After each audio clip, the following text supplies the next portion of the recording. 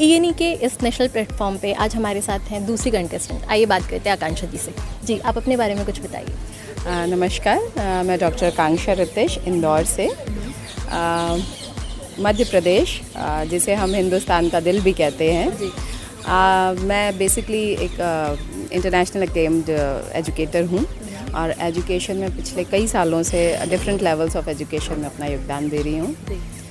और आज इस पेजेंट में आकर के मुझे बहुत अच्छा लग रहा है। एक बहुत अलग सा अनुभव है क्योंकि इस पेजेंट का जो कॉन्सेप्ट है वो कॉन्सेप्ट 40+ अबव महिलाओं के लिए है।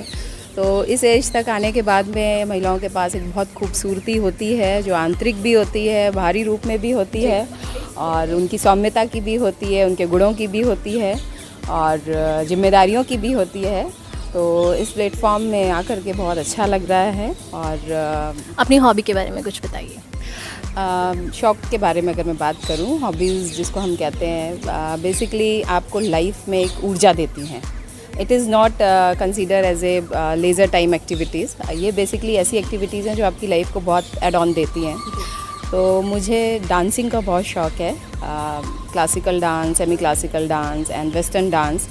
और इसके अलावा सिंगिंग का भी बहुत शौक़ है। तो आपने कहीं से डांस या सिंगिंग सीखी है? मैं बचपन से कर रही हूँ, शौकिया करती हूँ और बहुत सारे स्टेज जो शोज़ हैं वो मैं उसमें अपना कंट्रीब्यूशन देती हूँ। एज अ वुमेन बहुत टाइम हो गया इस यूनिवर्स में आपको, तो किस टाइप के हर्डल्स वुमेन को फेस करना पड़ता है आज के टाइम में? हर्डल्स की अगर हम बात करें तो आज तो टाइम फिर भी बहुत चेंज हो गया है, बट अगर हम पीछे के सालों की बात करें तो और उसको अगर हम आज के समय के परिप्रेक्ष्य में अगर हम जोड़ते हैं तो ऐसे बहुत सारे हर्डल्स हैं। सबसे पहला हर्डल्स होता है खुद के माइंडसेट से, अपनी सीमा से निकल करके बाहर आना। वो सबसे बड़ा एक हर्डल होता है किसी भी नारी के लिए।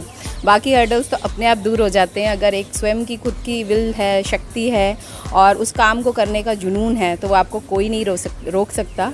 क्योंकि ऐसे बहुत सारे उदाहरण हैं जिसमें अगर हम इतिहास में उठा करके देखें तो झांसी की रानी ने भी पुरुष प्रधान समाज को ललकारा है। और अगर हम बात करें तो कल्पना चावला ने भी चांद पर जाकर के अपने नाम को अमर करा है। उसमें राधा की भक्ति भी रही है तो मीरा का अनुराग भी रहा है। तो इस तरीके की बहुत सारी चीज़ें हैं लाइफ में। और कहीं अगर हम समाज सेवा की बात करें तो मदर टेरेसा हैं जिन्होंने एक अनुकरणीय उदाहरण के तौर पे एक महिला होने के नाम पर अपने आप को एक सशक्त उदाहरण के तौर पर समाज में समर्पित करके अपने आप को दिया है, जिनके बहुत सारे अनुयायी हैं। अगर आपको मौका मिलता है तो आपका ड्रीम जॉब क्या होगा? Dream job related with profession की सोशल सर्विस प्रोफेशन क्या करना चाहेंगे आप लाइफ में? देखिए, जहाँ तक मुझे लगता है कि आज तक की लाइफ में मैंने जितना भी पाया है मैं उससे संतुष्ट हूँ। मुझे बहुत अच्छा मिला है। जितनी भी मैंने मेहनत करी, कोशिश करी। मेरे स्टूडेंट्स आज की डेट में अब्रॉड्स में सेटल हैं।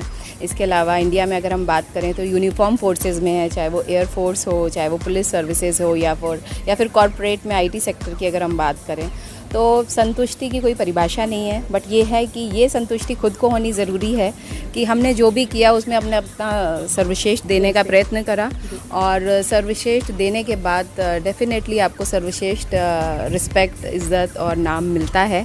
तो इसलिए मुझे लगता है कि महिलाओं को क्या आप संदेश देना चाहेंगी?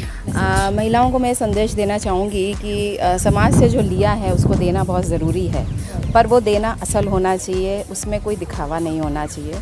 सोशल सर्विस में और डिफरेंट तरीके के अपने आसपास के अगर आयामों पर अगर वो गौर करें तो ऐसी बहुत सारी ज़रूरतें होती हैं लोगों की समाज में, जिनको कि करने में वो अपनी एक उदाहरण के तौर पर, मिसाल के तौर पर वो आगे आ सकती हैं।